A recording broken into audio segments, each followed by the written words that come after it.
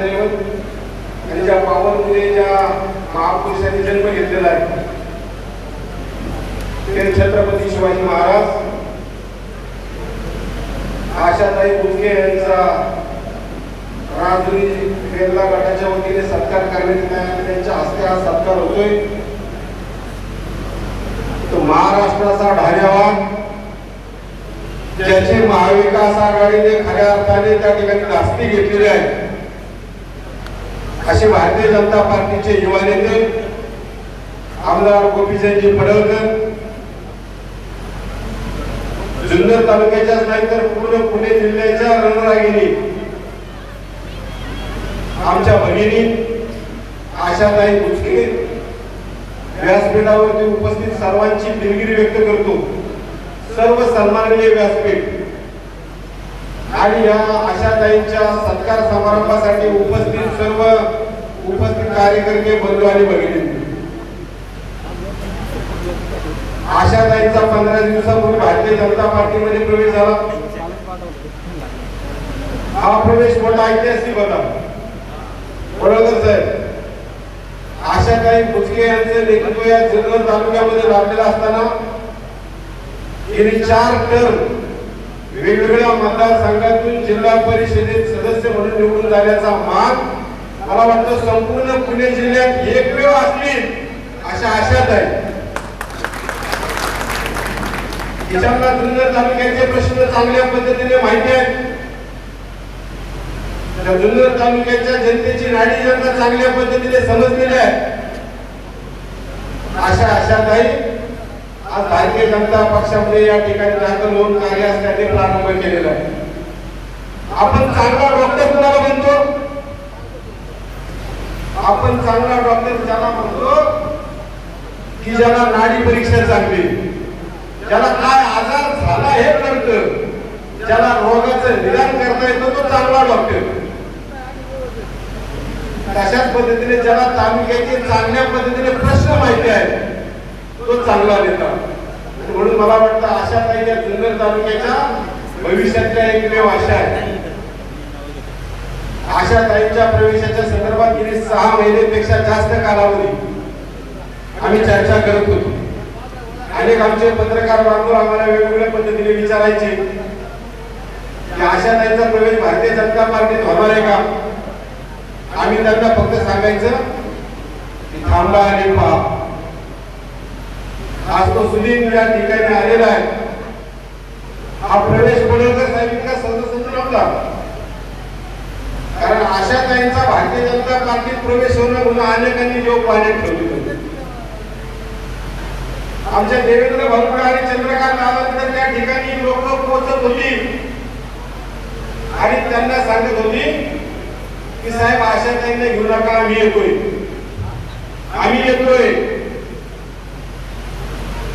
तिकडं मुंबईत वेगळ्या वार्ता करायच्या आणि तालुक्यातून वेगळ्या पद्धतीने त्या ठिकाणी सांगायचं की आशाताईंना आम्ही शिवसेनेत परत घेण्यास तयार आहोत, आम्ही उद्धव साहेबांबरोबर चर्चा करू, आम्ही आमलं करू, आम्ही फलांना करू, आणि तिकडं मात्र उलट असतो। आपल्या नेत्याला कळलं की काय भानगडी। आम्ही जाऊन त्यांना त्या ठिकाणी सांगितलं की साहेब तुमच्याकडे म्हणजे पक्षात प्रवेश करू म्हणताय त्या सगळ्या बाबतीत झूट आहे। आशाताईंना भाजपमध्ये यायचं नाही आणि आपण पण यायचं नाही असा एकमेव धंदा या तालुक्यात चालू आहे। सगळे माजी आमदार, माजी खासदार सगळे स्थायी तुमच्या भोगी लागले होते, परंतु होली पण कोणी काम नाही सकता। शेवटी खरी परिस्थिती काय आहे हे देवेंद्रजींना नाही कळलं आणि चंद्रकांत दादांना नाही कळलं। आम्ही जाऊन गाठ घेतली देवेंद्रजींची, त्यांना आशाताई काय आहे ते नीटपणाने समजून सांगितलं। त्या जुन्नर तालुक्याची त्यांना चांगल्या पद्धतीने 4 वेळा वेगवेगळ्या पद्धतीने त्या ठिकाणी निवडणूक लढवून जिल्हा परिषदेत पोहोचलेले आहे। प्रत्येक वेळेला कामातून कसा निधी मिळवावा, तो वेगवेगळ्या भागामध्ये कसा खर्च करावा याचं चांगलं नियोजन काही करावं।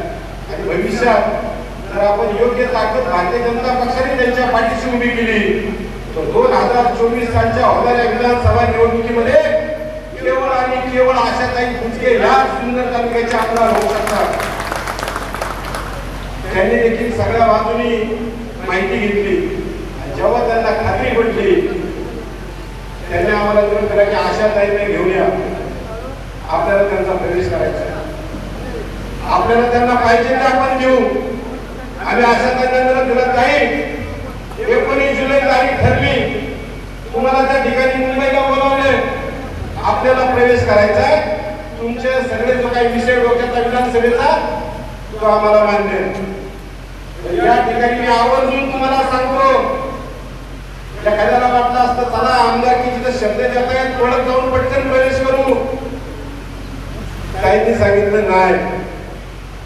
मला माझ्यावरती प्रेम करणाऱ्या सगळ्या कार्यकर्त्यांबरोबर चर्चा करावी लागेल, त्यांचा आदेश मला घ्यावा लागेल आणि मगच मी भारतीय जनता पार्टी दाखल होईल. त्यावेळेला आम्हाला कळलं की आशाताईंचं कार्यकर्त्यांवरती किती प्रेम आहे, कार्यकर्त्यांवरती मनापासून प्रेम करणारी ताई. नाहीतर सर म्हणणार असं चला घेऊन टाकू प्रवेश, तसा घेतला नाही. कार्यकर्त्यांचं मत काय, त्याच्या काय भावना आहे, भारतीय जनता पक्षात जायचं म्हणजे काय, माझ्या कार्यकर्त्यांचं काय, उद्या जिल्हा परिषदा, पंचायत समिती, नगरपालिका वेगवेगळ्या निवडणुका येणार आहे, माझ्या कार्यकर्त्यांचं देखील काय होणार आहे, माझं काय होईल नंतर कार्यकर्त्यांचं काय होणार आहे. मला वाटतं कार्यकर्त्यांची इतकी कळण करणारा जुन्नर तालुक्यात पुणे जिल्ह्यात दुसरा नेता असू शकत नाही, ते आमच्या आशाताई होते. सांगताना मला या ठिकाणी काही तुम्ही 2 वेळा विधानसभेची 3 वेळा निवडणूक लढवली. शेवटी राजे वाचतो. माणसाची गाडी कधी भाग पडते माहितीये, त्यावेळेला ती योग्य ट्रॅक वरती उभी राहते. आज आशाताई तुमची गाडी योग्य ट्रॅक वरती उभी राहिलेली आहे आणि देवेंद्रजी आणि चंद्रकांत दादा दोघांनी तुम्हाला शब्द दिलाय, त्यांनी हिरवा मंदिर पण दाखवलेलं आहे. आणि आता या कार्यकर्त्यांच्या निधनाचं रूप तुमच्याकडे आहे. मला वाटतं ही गाडी आता 2024 ला मुंबई गाठल्याशिवाय राहणार. चांगल्या पद्धतीचं त्या ठिकाणी काम सगळ्या कार्यकर्त्यांनी काही शब्द दिला की ताई या ठिकाणी आता आपल्याला भारतीय जनता पक्षाचे काम करायचं. तुमच्या तालुक्याचे माझे आमदार 2 तालुक्याचे जिल्हा प्रमुख मला भानगडच मिळालेलं आहे सेनेबद्दल. वडळकर साहेब मी 13 तालुक्याच्या ग्रामीण मध्ये त्याचा जिल्हाध्यक्ष आहे. सेनेमध्ये 2 तालुक्याचा एक जिल्हा प्रमुख. काय 2 तालुक्यात कसा काय जिल्हा बसतो मलाच कळत नाही. किती कुणी अडवणूक केली, किती कुणी थांबवण्याचा प्रयत्न केला. अरे कुणी कोंबडं झाकलं म्हणून पाठ व्हायची राहणार नाही, पाठ होणारच.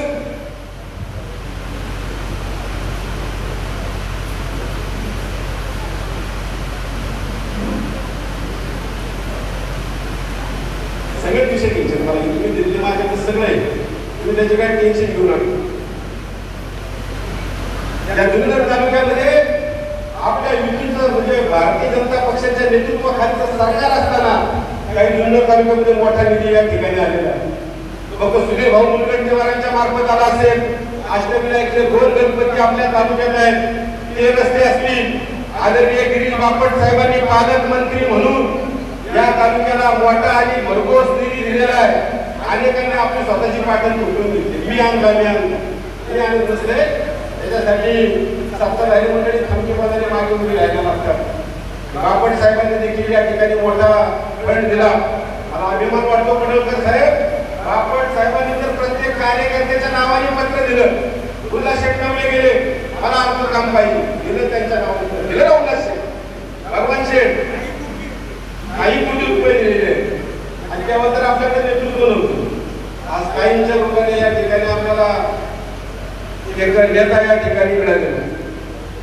मगाशी अमोल शिंदे आणि आमच्या संतोष कांबळेंनी मागे 2 झालेले या ठिकाणचे मेळाव्याचा उल्लेख. पडळकर साहेब शिवसेनेचे नेते गोरी वाहतूक या तालुक्यामध्ये येऊन गेले. खेड तालुक्यामध्ये आंबेगाव तालुक्यात सगळ्यांना सांगितलं की शिवसेनेच्या लोकांनी काळजी करायची नाही. राष्ट्रवादी काँग्रेसने तुमच्यावरती किती अन्याय केला तरी आम्ही त्या ठिकाणी सक्षम आहोत.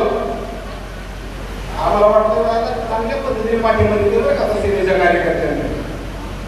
नंतर कळलं रात्री तिन्ही वर्ष पाटलाच्या घरी जावयाला गेलो. सर्वसामान्य शिवसैनिकांसमोर एक बोलायचं आणि उद्योग दुसरेच करायचे. त्या खेड तालुक्याच्या आमदार दिलीप घोटक्यांना तर भरपूर शिव्या घातल्या. अतुल भाऊ आम्हाला वाटतं आता काय खरं नाही हे बहुतेक आता सेनेचा परत एकदा सभापती करणार खेड तालुक्यात. स्वतः उद्धव साहेबांनी आदेश दिले पंचायत समिती सदस्यांना, ऐकायला कुणीच तयार नाही. त्या खेड तालुक्यामध्ये शिवसेनेची सत्ता असताना राष्ट्रवादी काँग्रेसचा सभापती झाला कसा याच्या मागची भेट मी तुम्हाला आता सांगून ठेवतो. हे संजय राऊत राष्ट्रवादी काँग्रेसचे पैसे घेऊन शिवसेनेचे नेतृत्व करतायत हे लक्षात घेतलं पाहिजे आपण सगळ्यांनी. हे वल्गना तिथे किती उल्लेख करतो तुम्हाला हे पवार साहेबांच्या बंगल्यावरती पडत असतात. अरे शिवसेनेमध्ये एक प्रकारची जाण होती. बाळासाहेब ठाकरे असतानाची शिवसेना आम्ही पण मानतो. बाळासाहेब ठाकरे हिंदू सम्राट ज्यांच्या आम्ही सुद्धा सेनेत आहोत. आम्ही सुद्धा त्यांच्या विचारांनी भारावलेले आहोत. परंतु आज ती शिवसेना राहिली का? राहिली का ती शिवसेना? आज ती शिवसेना राहिलेली नाही. काही सत्तेसाठी उद्धव साहेबांनी डोळ्याला घोड्यासारखी झापडं बांधून सत्तेची त्यांना काही दिसत नाही. संजय राऊत सांगतात की साहेब मित्रांनो खेड तालुक्यात उत्तर पुणे जिल्ह्यात आपण सगळं व्यवस्थित करून देतो. उद्धव साहेबांना वाटतं चांगलं काम करते की हिंद येते राष्ट्रवादीच्या लोकांना दाखवत येते त्यांच्या घरी जेवण करते. फक्त मोठ्या मोठ्या घोषणा शिवसेनेच्या मिळाव्या बाकी काही नाही. त्यांच्यात काही भ्रम राहिलेला नाही. आणि म्हणून असले रत्न सेनापती या ठिकाणी यांना भेटले आहेत. एक ज्वलंत हिंदुत्वाचा पुरस्कार करणारी शिवसेना म्हणून आपण सर्वजण परिचित होतो. आज राहिले ते हिंदुत्वात राहिले. आज हिंदुत्वात त्या ठिकाणी पूर्णपणाने संपलेला आहे. आणि राष्ट्रवादी काँग्रेसची मांडलिक म्हणून पुणे जिल्ह्यामध्ये शिवसेना त्या ठिकाणी काम करते. तुम्हाला जाहीरपणाने या ठिकाणी सांगतो. कोकरकर नावाचे सभापती होते आपण तुमच्या तालुक्यात. त्यांना अटक झाली. गोळीबार केला म्हणून त्यांच्यावरती पडळकर साहेब 307चा गुन्हा दाखल केला. आम्हाला वाटतं शिवसेनेचे मुख्यमंत्री त्यांच्या कार्यकर्त्यांबद्दल झालेला अन्याय सहन करणार नाही. ताबडतोब काहीतरी ऍक्शन होईल. संजय राऊत साहेबांना काहीतरी त्या कार्यकर्त्यांना न्याय मिळेल. काय झालं आज पण त्या कोकरकरांना त्यांचा जामीन नाही. आज पण याकडे जेलमध्ये बरोबर आहे. मग तुम्ही सांगा सभापती राहिलेल्या शिवसैनिकांची जर ही परिस्थिती आहे तर सर्वसामान्य शिवसैनिकांचं काय? अजिबात काय होणार नाही. आढळराव पाटील त्यांचा तोड लावून मुख्याचा मार्ग चालू अक्षरशः तोड लावून मुख्याचा मार्ग. एका बाजूला महाविकास आघाडी म्हणून भाजपकडे बोलायचं तर राष्ट्रवादी काँग्रेसची फाईट करायचं म्हणून त्यांच्या विरोधात बोलायचं. त्याच्यामध्ये त्यांची मुसलमानी झालेली. मग ते कधी कधी हळू लागले सरकारला इशारा देतात की 15 दिवसात सरकारने जर त्या ठिकाणी निर्णय घेतला नाही तर मी बैलगाडा तोडून टाकतो. हळूच सेकंड राहील. आणि म्हणून या सगळ्यांची अवस्था विचित्र झालेली आहे. ते पण शिवसैनिकांच्या ताकद देण्याच्या लायकीचे राहिलेले नाही. माझी खरं तर उपस्थित आपल्या सगळ्याच कार्यकर्त्यांना आपले मित्र शिवसेनेत असतील. काही तर अनेक कार्यकर्ते सगळेच शिवसेनेत होते. बरेच जण आलेले आहेत. पण राहिलेल्यांना सुद्धा माझं या ठिकाणी आव्हान आहे की शिवसेना जितकी समजत नाहीये त्या वाघाचा आता मान्य झालेला आहे.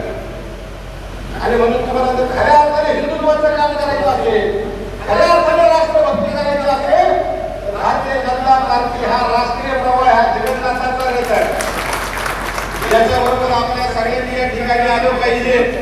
म्हणून मी तशा प्रकारचं आवाहन त्या ठिकाणी तुम्हाला करतो. आपल्या भागातील जराच नव्हे आता आपला पुणे नाशिकचा महामार्ग या ठिकाणी चौपदरीकरण झालाय. आदरणीय गडकरी साहेबांनी मोठा फंड या ठिकाणी दिला. पुणे नाशिक गेल्या अनेक दिवस चर्चेत होती रेल्वे. त्या रेल्वेचा प्रश्न आदरणीय गडकरी साहेबांनी सोडवलेला आहे. आणि पडळकर साहेब मध्यंतरी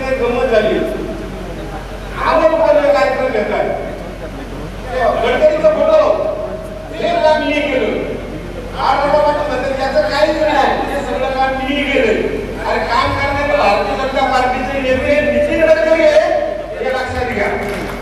आपल्याकडे एक म्हण आहे, माळ्याचा मकान कोल्याची बांधली. अरे विकास भारतीय जनता पार्टीने केलाय, तुमचा काय संबंध? श्रेय घेण्याची श्रेयवादाची नाही. या दोघांमध्ये त्या ठिकाणी चालू आहे. आपण नेहमी सांगतो भारतीय जनता पार्टी पार्टी आहे. पार्टी कशाला म्हणायचं? जो कार्यकर्ता खऱ्या अर्थाने पक्षाशी प्रामाणिक आणि एकनिष्ठ आहे, त्या कार्यकर्त्याला संधी केवळ भारतीय जनता पार्टी त्या ठिकाणी मिळू शकते. राज्यातल्या काँग्रेस पार्टीचा त्या ठिकाणी अभ्यास करा. काँग्रेस राष्ट्रीय गांधी परिवाराची पार्टी आहे. शिवसेनेच्या बाबतीत काय बोलायला नको. बाळासाहेब ठाकरे, उद्धव ठाकरे आणि त्याच्यानंतर काय शिवसेना प्रमुख आढळराव पाटील शरद सोनवणे समजा उद्या झाला म्हटलं पाहतो कोण होईल? आदित्य ठाकरे राष्ट्रवादी काँग्रेस दिनाची मार्ग शरद पवार साहेब तर आयातीच अध्यक्ष लावलं आणि समजा उद्या बांधायचं ठरलं कोण होईल? अतुल बेनके कोण होईल? तुम्ही आदित्य पवार कारण साहेब प्रत्येकाला आपलं पडलंय. आपलं काय वल्लभ शेट्टी या तालुक्याचे नेतृत्व केलं. मोठी व्यक्ती त्यांच्याबद्दल मला काय बोलायचं नाही, पण त्यांच्यानंतर त्यांच्या घरात आपलं व्हायला पाहिजे असं काही नवच आहे. घराची शैक्षणिक परंपरा या लोकांची चालू ठेवली. शेजारी असलेला आंबेगाव तालुका तुमचा आंबेगाव तालुका दिल्ली बोर्डच्या पार्टीत सातत्याने आंबेगावचं नेतृत्व करताय आणि समजा उद्या बोर्डच्या पार्टीला वाटतं की मग आपण फक्त आता बाजूला देवदत्त निकम कोण मुलगी हस्त खेळ सगळा आणि आढळराव पाटलांना वाटलं बाजू तर अरुण गिरे होईल. कल्पना तयार होण्याचं गणेशच ना अक्षय कार्यशाही चालू आहे. खऱ्या अर्थाने कर्तृत्व आणि कार्य संपन्न कार्यकर्त्याला संधी देणारी जर कोणती पार्टी असेल तर तिचं नाव भारतीय जनता पार्टी लक्षात घ्या. आमच्या भक्तीची पडवकर या ठिकाणी बसलेले आहे. धनगर समाजामधून येतात.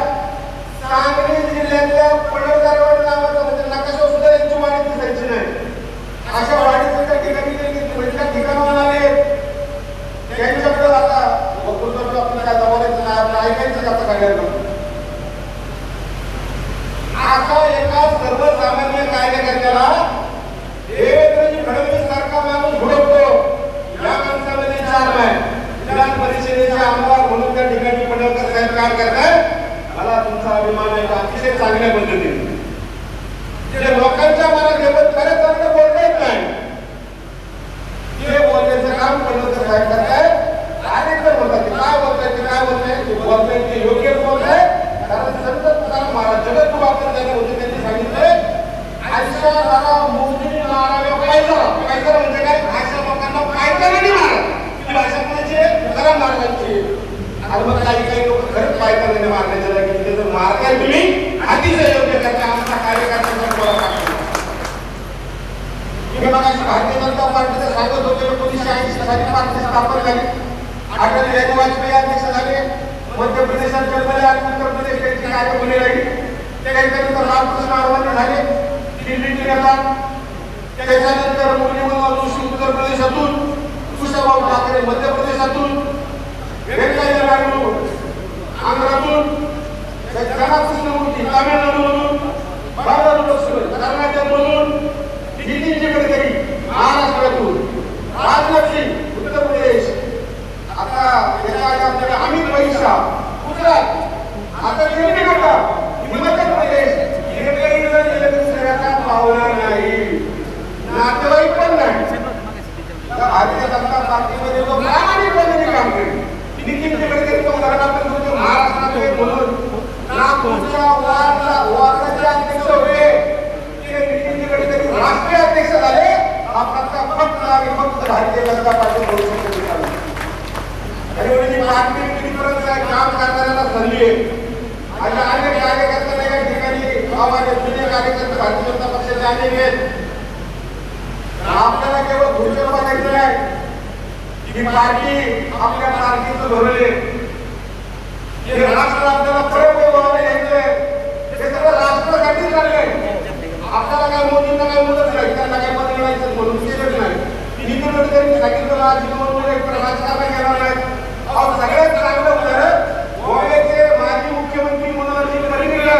ते संरक्षण मंत्री होते.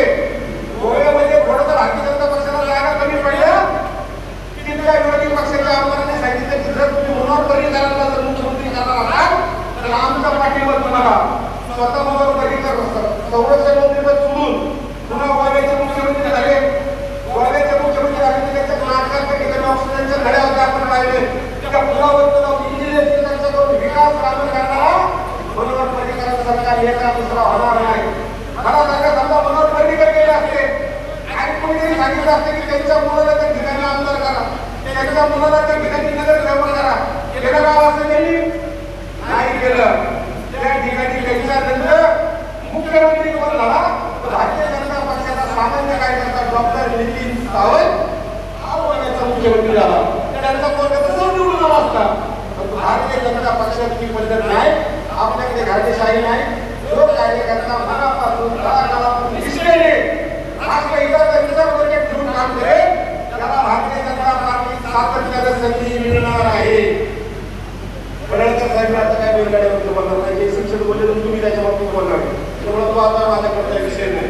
फक्त जाता जाता मला एकच या ठिकाणी सांगायचंय की मित्रांनो भारतीय जनता पार्टी हा राष्ट्रीय प्रवाह हा जगन्नाथाचा योग आहे. अनेकांचा हात या ठिकाणी त्याला करावा असा लागतो. तसे अनेक कार्यकर्ते सगळ्या जगात जे लोकशाही मानलेले देश आहेत त्याच्यात अनेक राजकीय पक्ष आहेत. सगळ्यात मोठा राजकीय पक्ष भारतीय जनता पक्ष आहे. आपण त्या पक्षाचे कार्यकर्ते आहोत. मी तुम्हाला सांगतो की जगात सर्वात विनोदी खेळ मानला जगात भारतात नाही, जगात फुटबॉल. बरोबर फुटबॉल बघतो आपण, आपल्याला नसते बघतो आपण. या फुटबॉलमध्ये दोन टीम असतात, एका टीममध्ये 11 खेळाडू, एकूण 22 खेळाडू एकाच वेळेला मैदानात खेळत असतात. आणि सामन्याची वेळ असते एक 45 मिनिटाचा हाफ, दुसरा 45 मिनिटाचा हाफ, 90 मिनिटाचा. या 90 मिनिटात 22 खेळाडू त्याच्या मागे पडत असतात. एकाच्या वाट्यावरती किती मिनिटं येतील समजा जर आपण सामान काढलं तर जास्तीत जास्त 4 मिनिटं. त्या घरात चांगला खेळत असेल तर 5, 6 याच्यापेक्षा काही जास्त नाही. आणि म्हणून ही दोन साली ब्राझील आणि अर्जेंटिनाची एकदा झाली वर्ल्ड कप फायनल. ती फायनल मारली ब्राझीलने. असा मैदानात जल्लोष झाला. सगळेजण आपण काय बसलेले मारली, चांगली काय मारली. आणि जो संघ जिंकला होता त्याच्यातला एक खेळाडू मात्र मैदानाच्या मध्ये बसून रडत होता. पत्रकार त्याच्या जवळ गेले आणि पत्रकारांनी विचारलं काय बाबा तुझा संघ तर जिंकला, तुझ्या संघाने तर त्या ठिकाणी वर्ल्ड कप जिंकला, तू रडतो. माझा हे जिंकले याचा मला आनंद आहे. परंतु दुर्दैवाची बाब असे की या 90 मिनिटाच्या खेळात त्या जिंकून माझा एकदा पण पाय लागला, माझा एकदा पण पाय लागला. भारतीय जनता पार्टीला दिवस चांगले येतील अशा त्यांच्या पायगुणाने आणि त्यांच्या कामाने ते येतील ते आपण विजय म्हणू. पण त्या विजयात आपला काय जसा त्या फुटबॉलला लागलेला म्हणून खेळाडूला आघात झाला तसा या विजयात भारतीय जनता पक्षाच्या प्रत्येक कार्यकर्त्याचा हातभार असला पाहिजे की नको असला पाहिजे. नाहीतर मग ते विजयाला अर्थ काय विजय साजरा करणारे करणार आपल्याला काम काय. म्हणून भारतीय जनता पक्षाच्या कार्यकर्त्यांना माझं या ठिकाणी आव्हान आहे. दूध प्रमुख म्हणून, दुसरा कार्यकर्ता म्हणून, शक्ती केंद्र प्रमुख म्हणून, पदाधिकारी म्हणून, लोकप्रतिनिधी म्हणून आपल्याला कुठे ना कुठेतरी त्याच्यामध्ये हातभार लावावा लागणार आहे. तुम्ही अनेक कार्यकर्ते या ठिकाणी आहेत, काही बरोबर आलेले अनेक व्यक्ती कार्यकर्ते आहेत. शेवटी आपल्याला काम करताना त्या ठिकाणी दोघांनी बरोबर एकत्रित घेऊन काम करावं लागणार आहे. आम्ही जुने असं आपला आवडच सोडला नाही. नव्या पिढीचा विचार भारतीय जनता पक्ष करत नाही आणि कार्यकर्त्यांना ठिकाणी मुद्दाम सांगतो. आणि नव्या पिढीचा विचार करत असते तर डॉक्टर भारती पवार आपल्या केंद्रीय मंत्री झाल्याच नसत्या. शेवटी कुणाला किती कर्तव्य आहे, कोण किती निष्ठेने काम करतो, कोण कशा पद्धतीने काम करतो याच्यावरती प्रत्येकाची उंची त्या ठिकाणी ठरत असते. आणि म्हणून कार्यकर्ता जुना आहे का नवीन आहे या ठिकाणी आपण आपली जबाबदारी यथायोग्यरित्या पार पाडली पाहिजे. आम्ही जुने आम्ही विरोध बसणार म्हणजे तुम्ही बसते म्हणून सांगत नाही, बसायला पाहिजे. परंतु हे करत असताना नवीन आलेल्या लोकांना आपण सन्मान देता आला पाहिजे. आज या ठिकाणी बघितलं कुठे गेले दत्ता भाऊ